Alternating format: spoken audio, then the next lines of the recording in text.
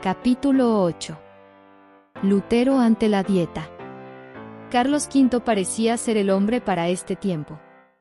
El emperador de Europa recientemente coronado, pero entonces conoció a Martín Lutero, y empezaron sus problemas, porque lo llevó a una batalla que duraría el resto de su vida, una batalla que últimamente perdería.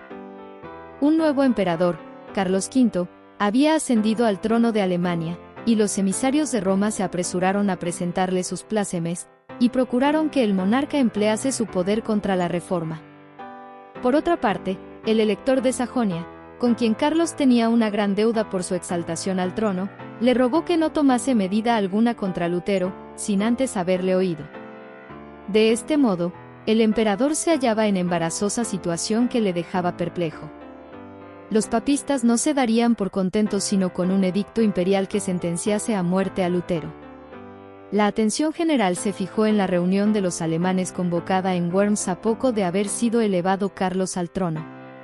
Varios asuntos políticos importantes tenían que ventilarse en dicha dieta, en que por primera vez los príncipes de Alemania iban a ver a su joven monarca presidir una asamblea deliberativa. Con todo, el asunto que despertaba más interés en aquella vasta asamblea era la causa del reformador sajón. Carlos había encargado ya de antemano al elector que trajese a Lutero ante la dieta, asegurándole protección, y prometiendo disponer una discusión libre con gente competente para debatir los motivos de disidencia. Lutero por su parte ansiaba comparecer ante el monarca. La noticia de que Lutero comparecería ante la dieta circuló en Worms y despertó una agitación general. Aleandro, a quien como legado del Papa, se le había confiado el asunto de una manera especial, se alarmó y enfureció. Preveía que el resultado sería desastroso para la causa del papado. Temía que los elocuentes y poderosos argumentos de este hombre apartasen de la causa del Papa a muchos de los príncipes. En consecuencia, insistió mucho cerca de Carlos en que Lutero no compareciese en Worms. Por este mismo tiempo se publicó la bula de excomunión contra Lutero, y esto, unido a las gestiones del legado, hizo ceder al emperador, quien escribió al elector diciéndole que si Lutero no quería retractarse debía quedarse en Wittenberg. No bastaba este triunfo para Aleandro, el cual siguió instigando para conseguir también la condenación de Lutero. Con redoblado celo insistió Aleandro cerca del emperador para que cumpliese su deber de ejecutar los edictos papales. Esto empero, según las leyes de Alemania, no podía hacerse sin el consentimiento de los príncipes, y Carlos V, no pudiendo resistir a las instancias del nuncio, le concedió que llevara el caso ante la dieta. Quiso la providencia que ante el tribunal más augusto, Roma fuese defendida por el más hábil de sus oradores, antes de ser condenada. Con todo el poder de la instrucción y la elocuencia se propuso a Aleandro derrocar la verdad. Arrojó contra Lutero cargo sobre cargo acusándole de ser enemigo de la Iglesia y del Estado. Hay, dijo, en los errores de Lutero motivo para quemar a 100.000 herejes.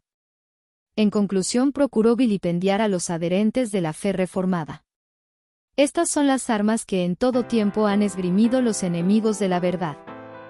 Estos son los mismos argumentos que presentan hoy los que sostienen el error, para combatir a los que propagan las enseñanzas de la palabra de Dios. ¿Quiénes son estos predicadores de nuevas doctrinas? Exclaman los que abogan por la religión popular, son indoctos, escasos en número, y los más pobres de la sociedad. Y, con todo, pretenden tener la verdad y ser el pueblo escogido de Dios. Son ignorantes que se han dejado engañar. Cuán superior es en número y en influencia nuestra Iglesia. Cuanto más grande es el poder que está de nuestra parte. Estos son los argumentos que más sacan a relucir y que parecen tener influencia en el mundo. La reforma no terminó, como muchos lo creen, al concluir la vida de Lutero. Tiene aún que seguir hasta el fin del mundo. Desde aquel tiempo hasta hoy y sin interrupción, nuevas luces han brillado sobre las Escrituras y nuevas verdades han sido dadas a conocer. Honda fue la impresión que produjo en la asamblea el discurso del legado. No hubo ningún Lutero para refutar los cargos del campeón papal con las verdades convincentes y sencillas de la palabra de Dios. Se había dicho todo cuanto pudiera decirse para justificarla. Pero aquella victoria aparente no fue sino la señal de la derrota. Desde aquel día el contraste entre la verdad y el error iban a resaltar más y más, porque la lucha entre ambos quedaba resueltamente empeñada.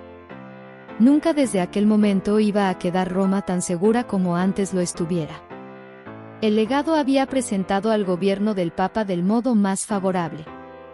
Pero entonces el Señor movió a uno de los miembros de la Dieta a que hiciese una verdadera exposición de los efectos de la tiranía papal. Con noble firmeza el duque Jorge de Sajonia se levantó ante aquella asamblea de príncipes y expuso con aterradora exactitud los engaños y las abominaciones del papado y sus fatales consecuencias. Lutero mismo no hubiera podido hablar con tanta maestría y con tanta fuerza contra los abusos de Roma, y la circunstancia de ser el orador un declarado enemigo del reformador, daba más valor a sus palabras. La Dieta nombró una comisión encargada de sacar una lista de todas las opresiones papales que agobiaban al pueblo alemán. Esta lista, que contenía 101 especificaciones, fue presentada al emperador, acompañada de una solicitud en que se le pedía que tomase medidas encaminadas a reprimir estos abusos. El concilio pidió entonces que compareciese ante él, el reformador. A pesar de las intrigas, protestas y amenazas de Aleandro, el emperador consintió al fin, y Lutero fue citado a comparecer ante la Dieta. Los amigos de Lutero estaban espantados y desesperados, pero él replicó: «En Worms se agitan para hacer que me retracte. He aquí cuál será mi retractación. Antes decía que el Papa era el vicario de Cristo, ahora digo que es el adversario del Señor, y el apóstol del diablo». Lutero no iba a emprender solo su peligroso viaje. Además del mensajero imperial, se decidieron a acompañarle 3 de sus más fieles amigos. Una multitud de personas cuyos corazones habían sido tocados por el Evangelio le despidieron con llantos.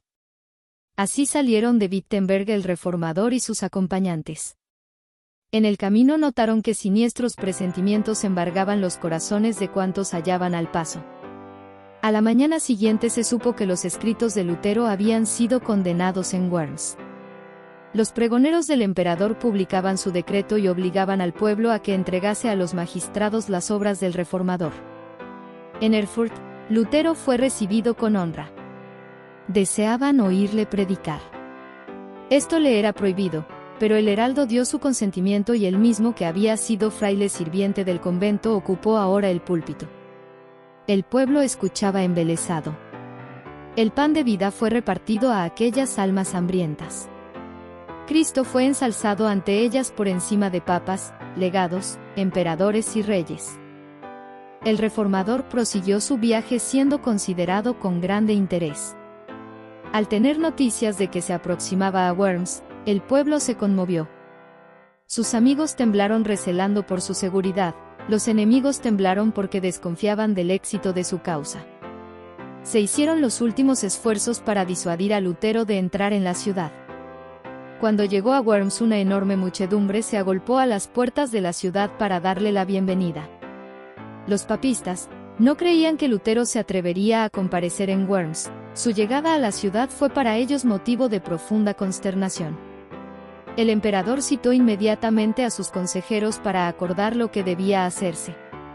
Todos ansiaban ver a aquel hombre tan notable, y en inmenso número se agolparon junto a la casa en donde se hospedaba.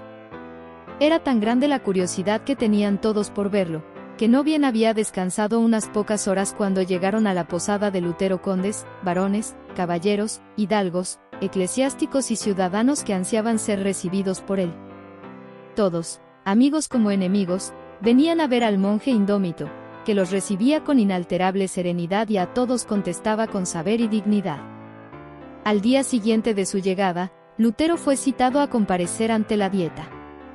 Se nombró a un dignatario imperial para que lo condujese a la sala de audiencias, a la que llegaron no sin dificultad. Abriéronse por fin ante él las puertas del concilio. El emperador ocupaba el trono, rodeado de los más ilustres personajes del imperio. Ningún hombre compareció jamás ante una asamblea tan imponente como aquella ante la cual compareció Martín Lutero para dar cuenta de su fe. Esta comparecencia era ya un manifiesto triunfo conseguido sobre el papismo. El Papa había condenado a este hombre, y él se hallaba ante un tribunal que se colocaba así sobre el Papa. Lutero fue conducido hasta un lugar situado frente al trono del emperador. Un profundo silencio reinó en la numerosa asamblea. Enseguida un alto dignatario se puso de pie y señalando una colección de los escritos de Lutero, exigió que el reformador contestase 2 preguntas. Si reconocía aquellas obras como suyas, y si estaba dispuesto a retractar el contenido de ellas. Habiendo sido leídos los títulos de los libros, Lutero dijo que sí, los reconocía como suyos. Tocante a la segunda pregunta añadió, obraría imprudentemente si respondiera sin reflexión. Por esta razón, suplico a Su Majestad Imperial, con toda sumisión, se digne concederme tiempo, para que pueda yo responder sin manchar la palabra de Dios. Lutero obró discretamente al hacer esta súplica. Al día siguiente debía comparecer de nuevo para dar su respuesta final. Por unos momentos, al verse frente a tantas fuerzas que hacían causa común contra la verdad, sintió desmayar su corazón. Una sabia providencia permitió a Lutero apreciar debidamente el peligro que le amenazaba, para que no confiase en su propia fuerza y se arrojase al peligro con temeridad y presunción. Sin embargo, no era el temor del dolor corporal, ni de las terribles torturas lo que le abrumaba y le llenaba de terror. Temía que por su debilidad la causa de la verdad se malograra. No suplicaba a Dios por su propia seguridad, sino por el triunfo del Evangelio. En su desamparo su fe se cifró en Cristo, el poderoso libertador. Sintióse fortalecido con la plena seguridad de que no comparecería solo ante el concilio. La paz volvió a su alma e inundó de gozo su corazón al pensar que iba a ensalzar a Cristo ante los gobernantes de la nación. Con el ánimo puesto en Dios se preparó Lutero para la lucha que le aguardaba. Cuando fue llevado nuevamente ante la Dieta, no revelaba su semblante sombra alguna de temor ni de cortedad. Sereno y manso, a la vez que valiente y digno, presentóse como testigo de Dios entre los poderosos de la tierra. El canciller le exigió que dijese si se retractaba de sus doctrinas. Lutero respondió del modo más sumiso y humilde, sin violencia ni apasionamiento. No se declaró inocente, pero tampoco podía retractar dichos libros, sin envalentonar a los enemigos de la verdad, dándoles ocasión para despedazar con mayor crueldad al pueblo de Dios. Os conjuro por el Dios de las misericordias, a que me probéis, por los escritos de los profetas y de los apóstoles, que he errado. Así que me hayáis convencido, retractaré todos mis errores y seré el primero en echar mano de mis escritos para arrojarlos a las llamas. Lutero había hablado en alemán, se le pidió que repitiera su discurso en latín. Y aunque rendido por el primer esfuerzo, hizo lo que se le pedía y repitió su discurso en latín, con la misma energía y claridad que la primera vez. La providencia de Dios dirigió este asunto.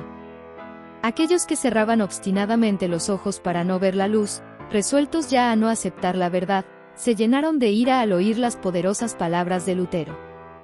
Tan luego como hubo dejado de hablar, el que tenía que contestar en nombre de la Dieta le dijo con indignación: «No has respondido a la pregunta que se te ha hecho, se exige de ti una respuesta clara y precisa. ¿Quieres retractarte, sí o no?». El reformador contestó: «Yo no puedo someter mi fe, ni al Papa ni a los concilios, porque es tan claro como la luz del día que ellos han caído muchas veces en el error así como en muchas contradicciones consigo mismos. Por lo cual, si no se me convence con testimonios bíblicos, o con razones evidentes, y si no sujeta mi conciencia a la palabra de Dios, yo no puedo ni quiero retractar nada, por no ser digno de un cristiano hablar contra su conciencia. Heme aquí, no me es dable hacerlo de otro modo. Que Dios me ayude. Amén». Así se mantuvo este hombre recto en el firme fundamento de la palabra de Dios. La asamblea entera quedó un rato muda de asombro. La primera vez había hablado Lutero en un tono respetuoso y bajo, en actitud casi sumisa. Empero el valor y la energía que esta vez desplegara, así como la fuerza y la claridad de sus argumentaciones, los dejaron a todos sorprendidos. Los partidarios de Roma estaban derrotados, su causa ofrecía un aspecto muy desfavorable. Procuraron conservar su poderío, no por medio de las escrituras, sino apelando a las amenazas, como lo hace siempre Roma en semejantes casos. Se indicó a Lutero que se retirase mientras los príncipes deliberaban. Por última vez le hicieron entrar de nuevo en la sala. Se le volvió a preguntar si renunciaba a sus doctrinas. Contestó: no tengo otra respuesta que dar, que la que he dado. Era ya bien claro y evidente que no podrían inducirle a ceder, ni de grado ni por fuerza, a las exigencias de Roma. Los caudillos papales estaban acongojados porque su poder, que había hecho temblar a los reyes y a los nobles, era así despreciado por un pobre monje, y se propusieron hacerle sentir su ira, entregándole al tormento. Pero, reconociendo Lutero el peligro que corría, había hablado a todos con dignidad y serenidad cristiana. Varios príncipes reconocieron sin embozo la justicia de la causa del reformador. Muchos se convencieron de la verdad. El elector Federico había aguardado con ansiedad la comparecencia de Lutero ante la Dieta y escuchó su discurso con profunda emoción. Resolvió defenderle con mayor firmeza que antes. Al notar el efecto que produjeran las palabras de Lutero, temió, como nunca había temido, por la seguridad del poder papal, y resolvió echar mano de todos los medios que estuviesen a su alcance para acabar con el reformador. Le pintó al joven emperador la insensatez y el peligro que representaba el sacrificar, en favor de un insignificante fraile, la amistad y el apoyo de la poderosa sede de Roma. Sus palabras no fueron inútiles. El día después de la respuesta de Lutero, Carlos mandó a la Dieta un mensaje en que manifestaba su determinación de seguir la política de sus antecesores de sostener y proteger la religión romana. Ya que Lutero se negaba a renunciar a sus errores, se tomarían las medidas más enérgicas contra él y contra las herejías que se enseñaba. Voy a despedir al agustino Lutero, prohibiéndole causar el más leve tumulto entre el pueblo. Enseguida procederé contra él y sus secuaces, como contra herejes declarados. Los emisarios y representantes del Papa solicitaron que el salvoconducto del reformador fuera violado. Carlos mismo dijo, en respuesta a la vil propuesta: aun cuando la buena fe y la fidelidad fuesen desterradas del universo, deberían hallar refugio en el corazón de los príncipes. Carlos empero había rechazado deliberadamente las verdades expuestas por Lutero. El emperador había declarado: estoy firmemente resuelto a seguir el ejemplo de mis antepasados. Estaba decidido a no salirse del sendero de la costumbre, ni siquiera para ir por el camino de la verdad y de la rectitud. Son muchos los que en la actualidad se aferran a las costumbres y tradiciones de sus padres. Cuando el Señor les envía alguna nueva luz, se niegan a aceptarla porque sus padres, no habiéndola conocido, no la recibieron. No nos aprobará Dios si miramos el ejemplo de nuestros padres para determinar lo que es nuestro deber, en vez de escudriñar la Biblia por nosotros mismos. Nuestra responsabilidad es más grande que la de nuestros antepasados. Somos deudores por la mayor luz que nos alumbra hoy, procedente de la palabra de Dios. Lutero se había conquistado muchos amigos que, conociendo la traidora crueldad de Roma, para con los que se atrevían a sacar a la luz sus corrupciones, resolvieron evitar a todo trance que él fuese sacrificado. Centenares de nobles se comprometieron a protegerle. No pocos denunciaban públicamente el mensaje imperial como prueba evidente de humillante sumisión al poder de Roma. El entusiasmo que el pueblo manifestaba en favor de Lutero en todas partes del imperio, dio a conocer a Carlos y a la Dieta que si se cometía una injusticia contra él, bien podrían quedar comprometidas la paz del imperio y la estabilidad del trono. Federico de Sajonia observó una bien estudiada reserva, ocultando cuidadosamente sus verdaderos sentimientos para con el reformador, y al mismo tiempo lo custodiaba con incansable vigilancia, observando todos sus movimientos y los de sus adversarios. Se hicieron esfuerzos supremos para conseguir que Lutero consintiera en transigir con Roma. Se le instó nuevamente a someterse al juicio del emperador, pues entonces no tendría nada que temer. En respuesta a otra instancia, dijo: consiento en renunciar al salvoconducto. Abandono mi persona y mi vida entre las manos del emperador, pero la palabra de Dios, nunca. Finalmente los amigos y los enemigos de Lutero se convencieron de que todo esfuerzo encaminado a una reconciliación sería inútil. Si el reformador hubiera cedido en un solo punto, Satanás y sus ejércitos habrían ganado la victoria. Pero la inquebrantable firmeza de él fue el medio de emancipar a la Iglesia y de iniciar una era nueva y mejor. La influencia de este solo hombre que se atrevió a pensar y a obrar por sí mismo en materia de religión, iba a afectar a la Iglesia y al mundo, no solo en aquellos días sino en todas las generaciones futuras. Su fidelidad y su firmeza fortalecerían la resolución de todos aquellos que, a través de los tiempos, pasaran por experiencia semejante. Pronto recibió Lutero orden del emperador de volver al lugar de su residencia, y comprendió que aquello era un síntoma precursor de su condenación. En su viaje de regreso fue recibido en los pueblos del tránsito con más agasajos que los que se le tributaron al ir a Worms.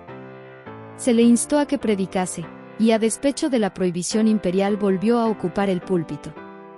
Dijo: «Nunca me comprometí a encadenar la palabra de Dios, y nunca lo haré».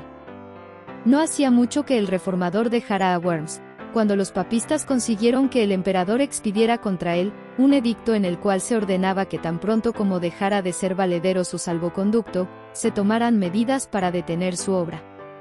Se prohibía guarecerle, suministrarle alimento, bebida o socorro alguno, con obras o palabras, en público o en privado. El elector de Sajonia y los príncipes más adictos a Lutero habían salido ya de Worms, y el decreto del emperador recibió la sanción de la Dieta. Los romanistas no cabían de gozo. Consideraban que la suerte de la reforma estaba ya sellada. Pero Dios había provisto un medio de escape para su siervo en aquella hora de peligro. Dios dio sabiduría a Federico de Sajonia para idear un plan que salvara la vida de Lutero. Mientras regresaba a su residencia, se vio rodeado de repente, separado de sus acompañantes y llevado por fuerza a través de los bosques al castillo de Wartburg, fortaleza que se alzaba sobre una montaña aislada. Federico mismo por mucho tiempo no supo dónde se hallaba el reformador. Pasaron así la primavera, el verano y el otoño, y llegó el invierno, y Lutero seguía aún secuestrado. Ya exultaban a Leandro y sus partidarios al considerar casi apagada la luz del Evangelio. Pero en vez de ser esto así, el reformador estaba llenando su lámpara en los almacenes de la verdad y su luz iba a brillar con deslumbrantes fulgores. En aquellos días de soledad, tenía siempre presente la situación de la Iglesia. También pensaba en sí mismo. No obstante esto, estaba haciendo diariamente más de lo que hubiera podido hacer un hombre solo. Su pluma no permanecía nunca ociosa. Un sinnúmero de tratados, provenientes de su pluma, circulaban por toda Alemania. También prestó entonces valioso servicio a sus compatriotas al traducir al alemán el Nuevo Testamento. Desde su Patmos perdido entre riscos, siguió casi un año proclamando el Evangelio y censurando los pecados y los errores de su tiempo. Pero no fue únicamente para preservar a Lutero de la ira de sus enemigos, ni para darle un tiempo de descanso en el que pudiese hacer estos importantes trabajos, para lo que Dios separó a su siervo del escenario de la vida pública. En el descanso y en la obscuridad de su montaña solitaria, quedó Lutero sin auxilio humano y fuera del alcance de las alabanzas y de la admiración de los hombres. Así fue salvado del orgullo y de la confianza en sí mismo, que a menudo son frutos del éxito. Con demasiada frecuencia acontece que los maestros religiosos así alabados y reverenciados, pierden de vista su dependencia de Dios y sin sentirlo, empiezan a confiar en sí mismos. Resulta entonces que quieren gobernar el espíritu y la conciencia del pueblo, el cual está dispuesto a considerarlos como guías en vez de mirar a la palabra de Dios. Dios quiso evitar este peligro a la reforma. Quiso que esa obra recibiese, no la marca de los hombres, sino la impresión de Dios, eterno autor de la verdad. Orad sin cesar. Primera de Tesalonicenses capítulo 5 versículo 17.